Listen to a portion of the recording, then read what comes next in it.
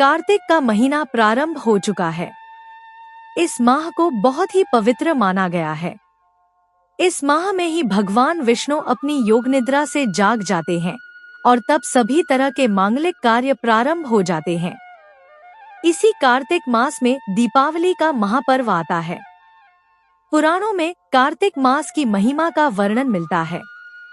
इस माह में दीपदान, स्नान, विष्णु पूजा और तुलसी पूजा के साथ ही पौराणिक कथा सुनने का बहुत ही खास होता है। आओ सुनते हैं कार्तिक मास की कथा। एक नगर में एक ब्राह्मण दंपत्ति रहते थे। वे दोनों प्रतिदिन 7 कोस दूर गंगा और यमुना नदी में स्नान करने जाते थे। इतनी दूर आने जाने से ब्राह्मण की पत्नी थक जाती थी। एक दिन उसने अपने पति से कहा कि हमारा एक पुत्र होता तो कितना अच्छा रहता। पुत्र के बहू आती तो हमें घर वापस जाने पर खाना बना हुआ मिलता और बहू घर का काम भी कर देती। अपनी पत्नी की बात सुनकर ब्राह्मण ने कहा कि तूने बात तो सही कही है, चल मैं तेरे लिए बहू ला ही देता हूँ। ब्राह्मण ने कहा कि एक पोटली में आटा डालकर कुछ मोहरे रख दे। ब्राह्मण के कहे अनुसार उसने पोटली बांधकर दे दी। पोटली लेकर ब्राह्मण चला गया। ब्राह्मण सफर के दौरान यमुना के किनारे बहुत ही सुंदर लड़कियां दिखाई दी। वे रेत में घर बनाकर खेल रही थी। उनमें से एक लड़की ने कहा कि मैं अपना घर नहीं बिगाड़ूंगी, मुझे तो रहने के लिए ये घर चाहिए। लड़की की बात सुनकर ब्राह्मण मन ही मन सोचने लगा कि बहू बनाने के लिए यही लड़की उचित है।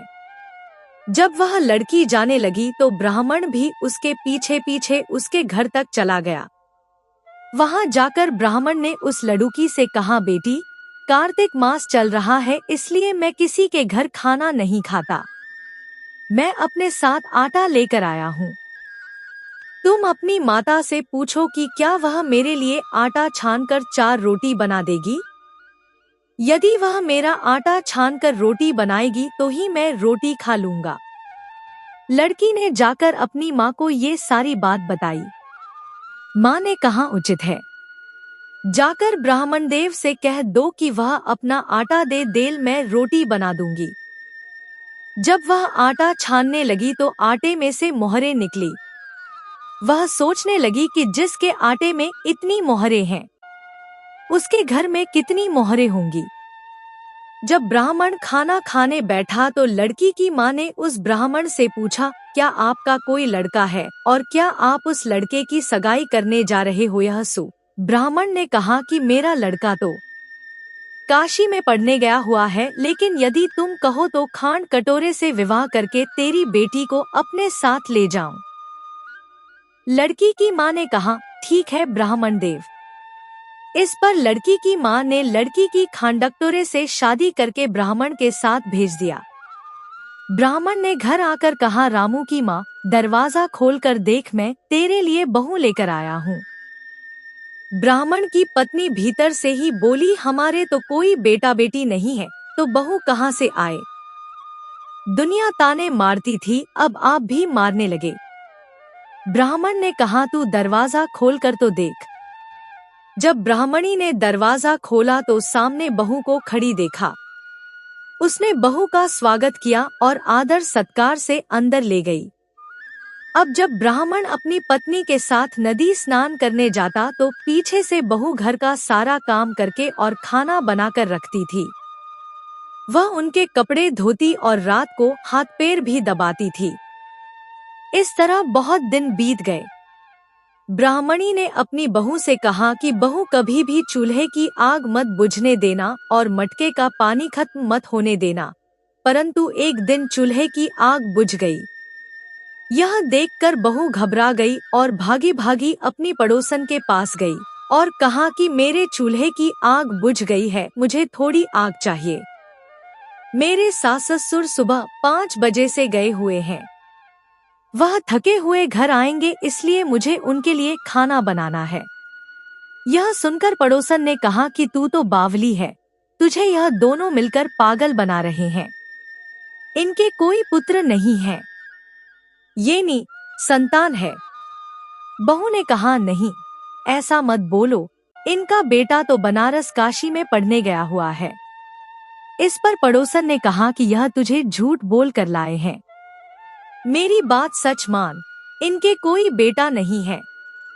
अब बहू पड़ोसन की बातों में आ गई और कहने लगी कि अब आप ही बताओ मैं क्या करूं। पड़ोसन ने कहा कि करना क्या है, जब तुम्हारे सास ससुर आए तो जली हुई रोटियां बना कर देना और बिना नमक की दाल बना कर देना।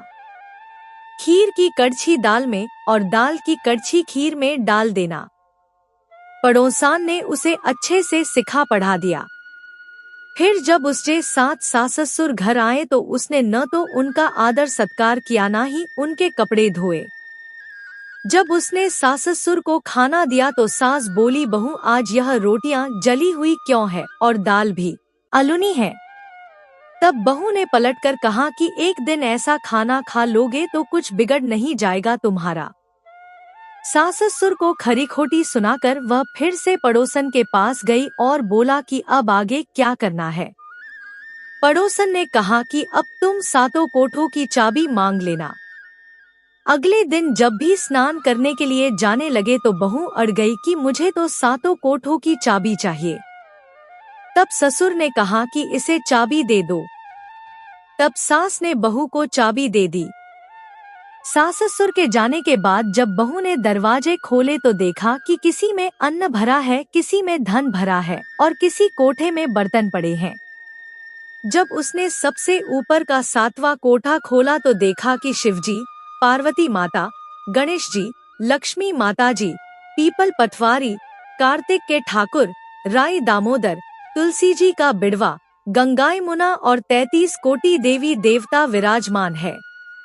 वहीं पर एक लड़का चंदन की चौकी पर बैठा माला जप रहा है।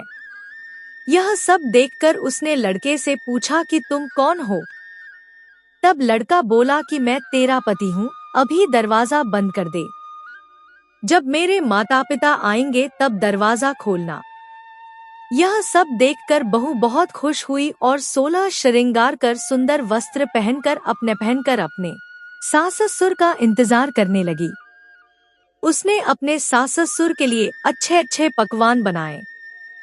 जब उसके सास ससुर घर पर आए तो उसने उनका आदर सत्कार किया और प्रेम पूर्वक खाना खिलाया और हाथ पैर दबाने लगी। पैर दबाते दबाते बहू ने कहा कि माँ, आप इतनी दूर गंगा यमुना स्नान करने के लिए जाती हो तो आप थक जाती हो, इसलिए आप घर पर ही स्नान क्यों नहीं करती हो। यह सुनकर सास कहने लगी कि बेटी, गंगा यमुना घर पर तो नहीं बहती है। तब उसने कहा, हाँ माँ जी बहती है, चलो मैं आपको दिखाती हूँ। जब बहू ने 7वां कोठा खोलकर दिखाया तो उसमें शिवजी, पार्वती जी, गणेश जी, लक्ष्मी जी, पीपल पटवारी, कार्तिक के ठाकुर, राई दामोदर, तुलसी जी का बिड़वा, गंगा यमुना बह रही है और 33 कोटि देवी देवता विराजमान है। वही चौकी पर बैठा एक लड़का माला जप रहा है। माँ ने उसे देखकर कहा कि बेटा तू कौन है। लड़का बोला, माँ मैं तेरा बेटा हूँ।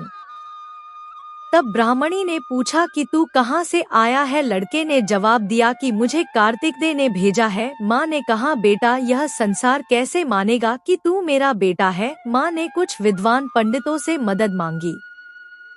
पंडितों ने कहा, इस पार बहू बेटा खड़े हो जाएं और उस माँ खड़ी हो जाए। माँ ने चमड़े की अंगियां पहनी हो और छाती में से दूध की धार निकलकर बेटे की दाढ़ी मूछ भीगे और पवन पानी से गठजोड़ा बंधे, तब मानेंगे कि यह इस माँ का ही बेटा है।